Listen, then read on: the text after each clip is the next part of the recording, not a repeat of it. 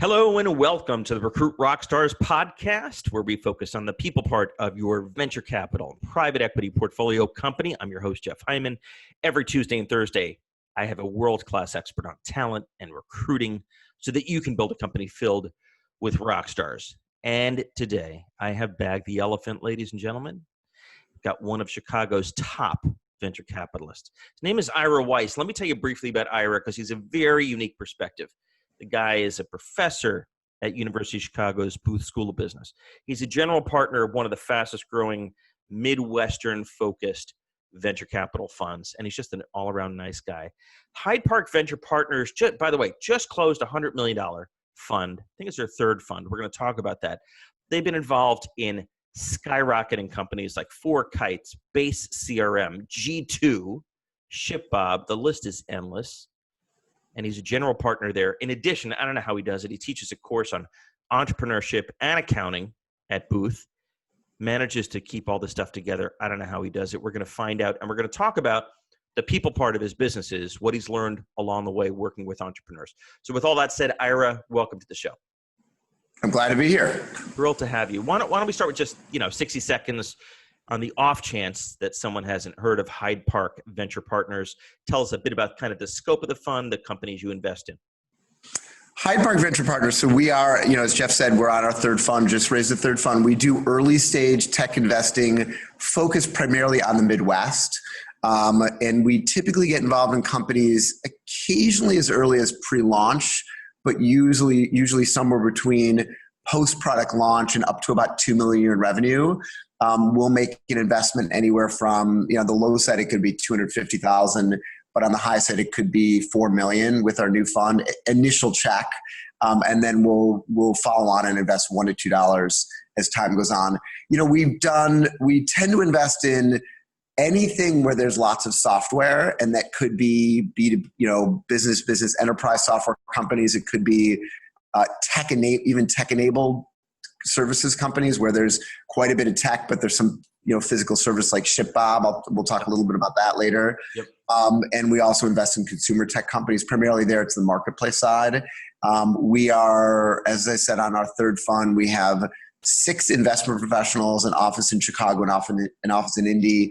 A few of the investments we've made that people know more about are, one is G2, which is like Yelp for business-to-business software. We have an investment company called FourKites, which provides supply chain visibility software. It's certainly, become the leader in its space. A company called ShipBob, which provides e-commerce fulfillment services.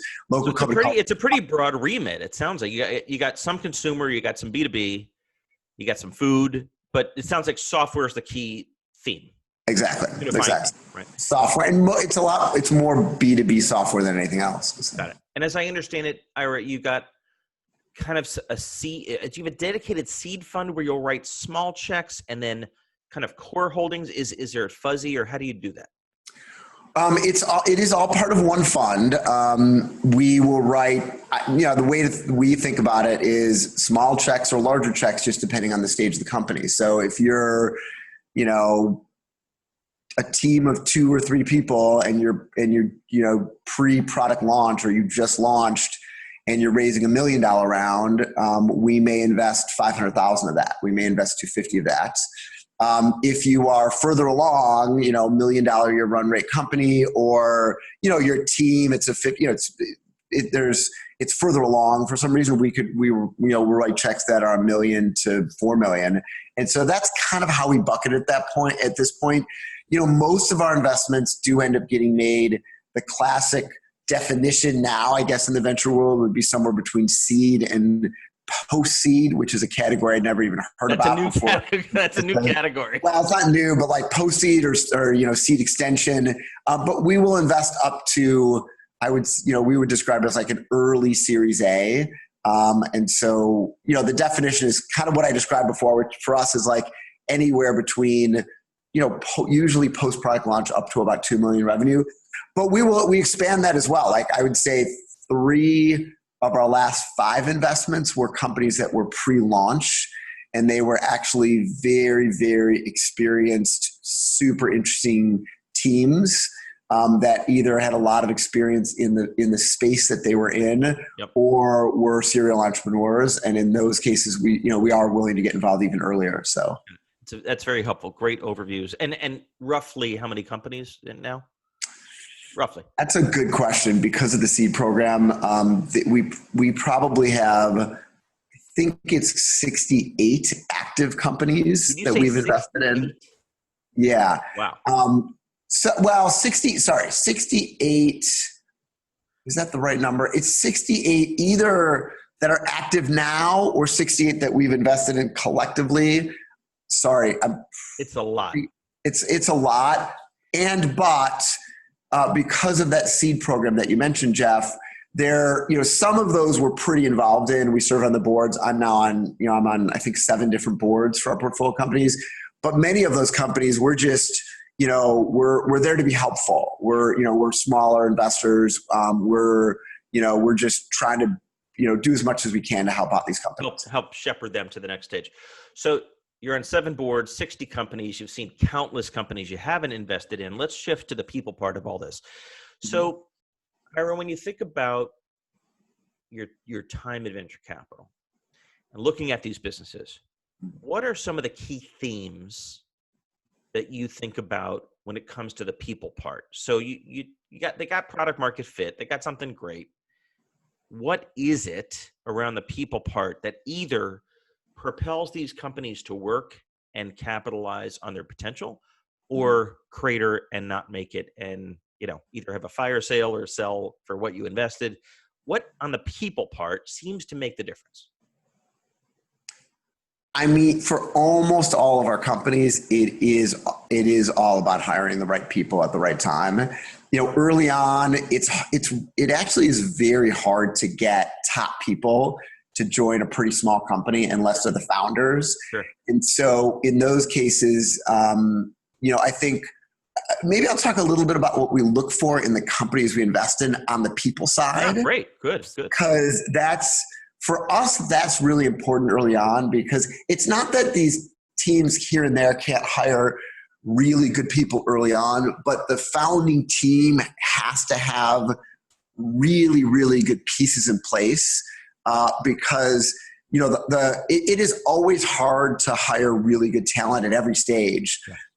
But at the early stages, you don't have a lot of money. Right? You don't have a lot of money to pay people, and you're not a name as a company, and mostly you're super risky. Yeah. You don't have a brand. You don't have an employer value proposition. You're paying, 2/3 of what the big guys pay. Yes. And still, you need to land the best talent. What have you found about those early leadership teams that makes them able to do it?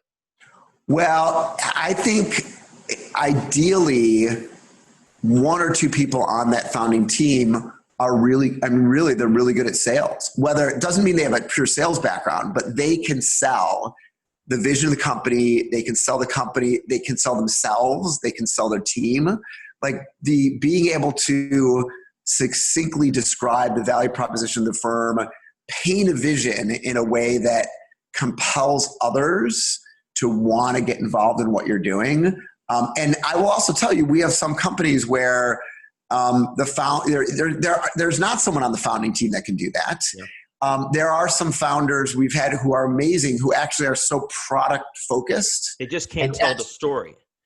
They can't tell the story. But some of those companies, we have some companies, and I'll be more specific at various points in time, where the founding team was very, very product driven, but they're not very sales driven, and they can create an amazing product. And sometimes that product is so good that they can get customers with it. Yeah. But if they don't have some innate ability to articulate, to sell, it will be very hard for them to get good talent at the early stages. Okay. Now, there are the flip side here and there where maybe, the product may or may not be the best thing.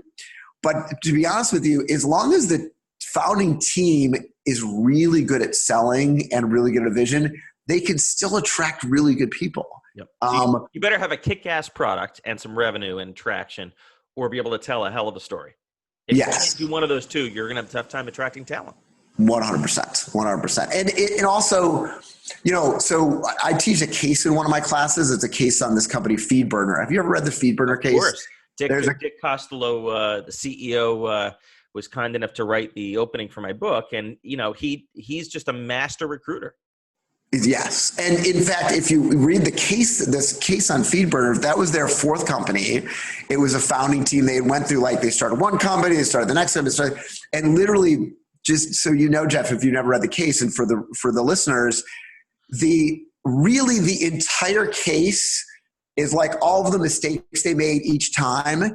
And when they get to the end and the Feedburner, what they finally realize is the first hire they need to make is an accounting hire, because they need to spend all of their time recruiting top people. Wow. And so therefore they want the kind of crap work, I'll describe it, which I'm an accounting professor, I can do that, the crap work, because they literally need to spend, it's all about hiring really good people. And this was during the late 90s, during the .com boom, I think, right? So it was so hard to find talent. Not as hard as it is now, but it was really hard. I mean, I think Feedburner was even late. They went through 4 different companies, some of which were during the tech bubble. This might have been 2000s. Yep.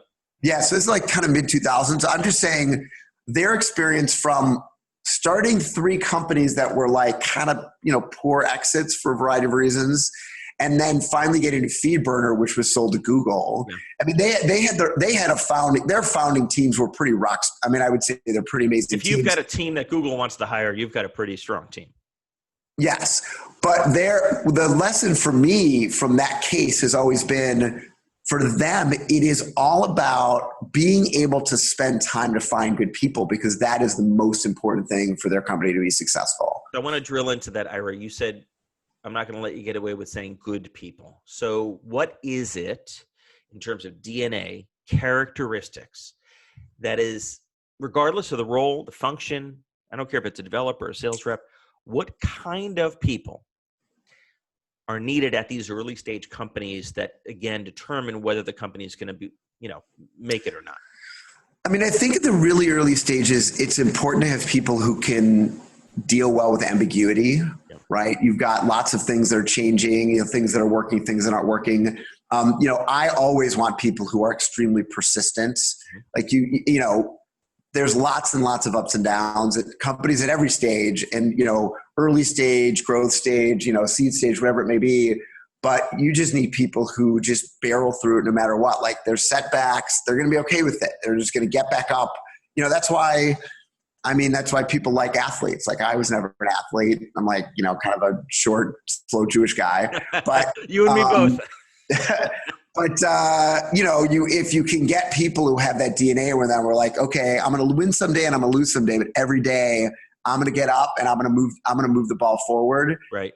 So finding people that are persistent, I think there's some creativity and some willingness to experiment, but and for us, it is at that early stage, people who like creating new things and like the newness, as opposed to, at the later growth stage, you really need people who are focused more on, they like creating structure. They like optimizing and processes. And it's a very different DNA, isn't it? And it also explains why you need to be constantly making changes as the business scales. Someone has got you from 0 to $1 million or $1 million to $5 million. Not going to be unusual for that same person to be the person that gets you to the IPO. And so, this case Feedburner, it has a couple of different descriptions of the kind of people that you hire over time. So so a lot of this is what we've adopted over time. Originally, they used to hire people early on that were kind of jack of all trades. I can kind of plug them in here. I can plug them in there. I can do a bunch of different things with them. I need that because there's lots of different hats that you need to wear. Yeah. Eventually, they kind of morphed over to this idea of hiring someone they would describe as like a stem cell, where, it's someone you put in someplace early on, and they're so good that they're a stem cell that then they can be good enough that when they can get hardened into a functional unit, and they could become a product marketer, or they could become a implementation manager, someone who like they've got it. Jack of all trades is a little different because the problem with jack of all trades is like people may be able to do lots of different things, but none of them well. Yeah. And you do need people who can get really good at something or else they won't be able to scale with the business. So. Someone described it to me on this podcast as a T-shaped, right? So they know enough to be dangerous and can kind of be pretty generalist, but they do have a major, yes, a core expertise they can develop. That's a good way to think about it. And then, as time goes on with the businesses, as they grow, we've got these companies that are, we invested, they were like 5 people. We have 3 companies I'm involved in where there were, 5 people less than 10, and now there are 500 people. Yeah. And so, you get to the growth stages and then you really truly need people who have like a lot of experience in their in the function that they have and the function that you need them for. And sometimes those stem cells can become that and grow all the way, but it is hard. That is hard. And usually it's much better to bring people, newer people in from the outside. Let's go from stem cells to cancer cells. When does this go bad? You've seen this movie so many times, Ira, whether you invested in the company or not. What are the markers or early warning signs that something is going wrong, again, on the people part, not product market fit or revenue? But how do you smell it at a board meeting and say, we got a problem? Either the CEO is the problem or he or she is doing a great job, but the culture has got a problem. Yeah. I mean, I like asking my CEOs and my leadership team a lot about how do you describe the culture in your company? Like, tell me what is the culture like? And, they are typically pretty honest about what it is, and sometimes what they would like to be. And I think, how do you know?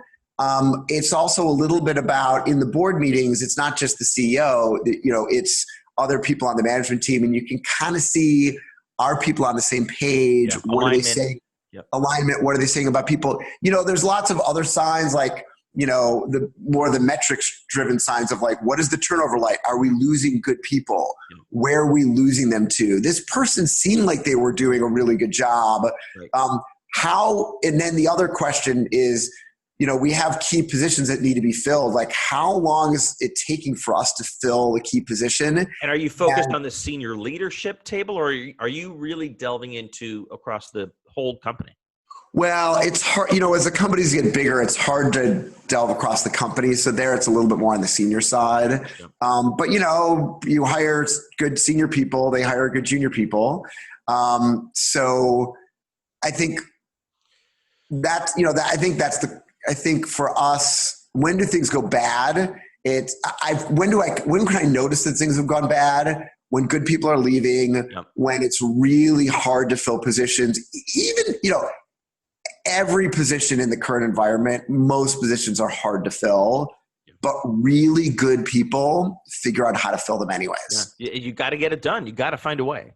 Got to find a way. And the other thing about the people side for us is, what works well? Well, when we have founders, CEOs, management teams who reach out to us on a regular, like they use their network to find good people. Yeah.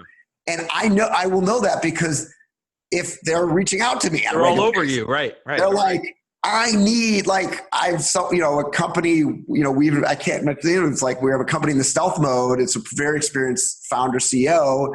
And I'm talking to him literally every day at this point. Yep. It's not only about the people, but anything that is open on his roster is something that I know about. Even though the company's in stealth mode, everyone that is in his network who's good, he's letting know because that is what he needs in order to be successful. So would you go so far as to say that for early stage companies, getting funding has become easier, more transparent, figuring out product market fit and sales, and hiring is now the hardest piece? Is that an overstatement? Or if not the hardest, is it the biggest differentiator? Yeah, I mean, it's a good differentiator. The only reason I wouldn't say it's the hardest piece is because I think the current environment, it is quote unquote easy to raise money relative to how it's historically been. But at the really early stages, just so the readers, the people listening, like it is never, unless you are an experienced entrepreneur or, something is really super interesting, you have super interesting traction. Most companies, it's still very difficult. So the fundraising process tends to be difficult. I do think the people's the most important thing, because even the fundraising process is easier if you've hired good people. If you have a couple, at early stage, if you have a couple key people around you, it can make the difference. You will make an investment decision or a re-up decision partially based or primarily based on the caliber of the talent they've attracted. Well, you're analyzing a company, and the biggest, one of the biggest buckets is always the team.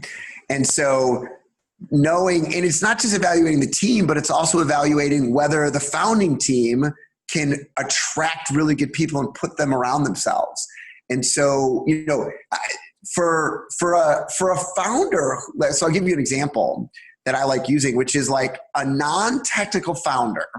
Like if I was starting a company, I started my fund, never really started, kind of shoe salesman by training and, accountant and academic.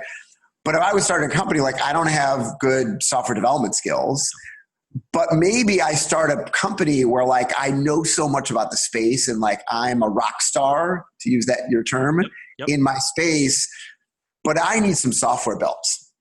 And the people who can recruit and sell a technical co-founder, that is the hardest thing to do at the really early stage. And that impresses me. If you have like an outsourced development team and some people working overseas, it's fine for lots of people around, but like you need to, whereas on the flip side, if you can sell yourself, sell your company, sell your vision, get a really, really good and maybe truly exceptional, technical co-founder, CTO early on, like that tells me that is a hard person to find. Yeah. That tells me there's something about you that later when you go to hire the VP of sales, the marketing, whoever it is, like if you can, you can sell people on what you're doing. If you can do that, you can do it. Exactly. I want to touch on two specifics before we wrap up. One is, have you come to a conclusion, Ira, about when a company should have a full-time head of talent or HR? I don't just mean some junior administrator, but a real strategic head of talent. After how many employees do you think that makes sense? And then the related question is, how about finance? When should a company, you're a professor of accounting, so at what point would you say, holy shit, we need a numbers pro? Well, those are two great questions. One of my companies, FourKites, just hired a head of people is what I'll say, like a real head of people. And the company didn't do it until it was like probably 425 people. Wow. 200 here, 250 in the US, or 200 in the US, 225 in India. That was way too late. Yeah, they should have done it. What do you think? In my, we were pushing the management team to hire. Now we hired, talent acquisition people. We hired, but it wasn't like a real head of people. Yep. For that company, given that it's an enterprise software company, it needs to hire really good people because it has Fortune 500 customers. It should have done it. I mean, in that case, probably should have done it when they had, 80 to 100 people in the Chicago office. Wow. But that's not true of every company. Now we have another company, ShipBob, does e-commerce fulfillment. There we in some ways we needed to hire a little bit earlier because it's a software company, but also actually manages physical fulfillment centers. A lot of people, very people. There's a lot of people, and so actually we need talent acquisition people, but you need someone who's a little bit more strategic. Also, because there's just a little bit more risk involved, and like lots of people coming in, lots of people going out. A lot of times, like that is not a hire here. And this goes back to the Feedburner case. You do not want to hire a head of people early. Yeah. Like you don't want to hire it within the first 50 people because the founding team and the leadership, you cannot outsource that, right? You cannot outsource it.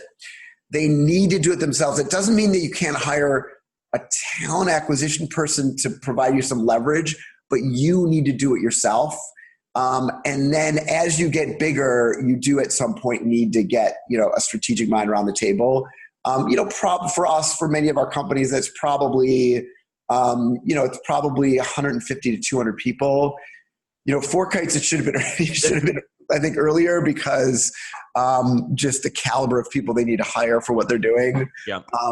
A lot of companies may think about it at 81. Now the finance side is a little different. Like I think you don't hire a CFO early. No, of course. But you do want to hire, someone in the finance function relatively early just to take all that stuff off the founding team's plate. You need more than a bookkeeper when you're at 50 people.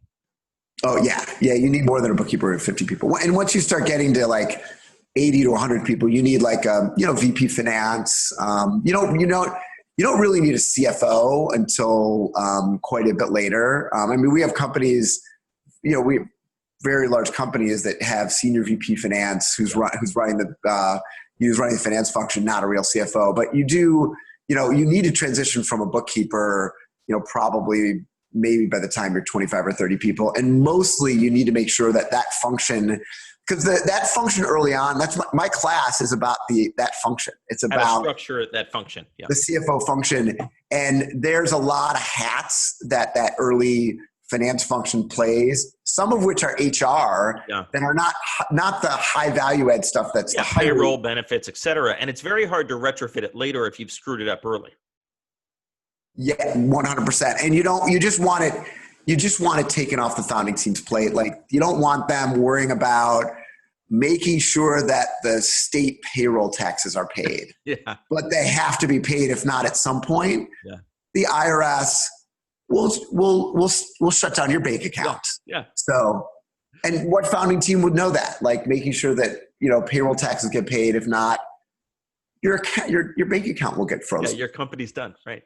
Well, Ira, you have seen this movie so many times. I cannot thank you enough for making the time and sharing your wisdom with our listeners.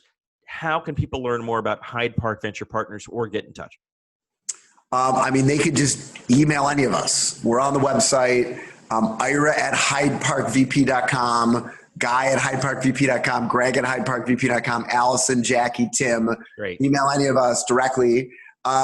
So you're finding out more about us. You can look at our website. I did describe it earlier. We do early stage tech investing throughout the Midwest and Toronto, Canada. Yep. We have adopted Toronto.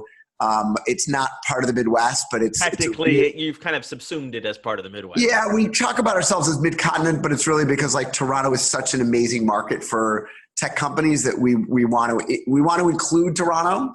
But email us. I think my general advice to entrepreneurs about reaching out for funding is like try to find a warm intro, because that is a signal to a venture fund that you are smart enough and networked enough to find somebody that knows me or knows one of us that could get you a warm touch base in. But if you literally contact me on LinkedIn and you have a company that's an early stage tech company in the Midwest, I will respond 100% of the time. I love 20% of the time, but 100% of the time. Love your accessibility. Ira, thank you so much. Congratulations on the new fund and keep up the great work. Thank you again. Thanks for having me on, Jeff. Really appreciate it.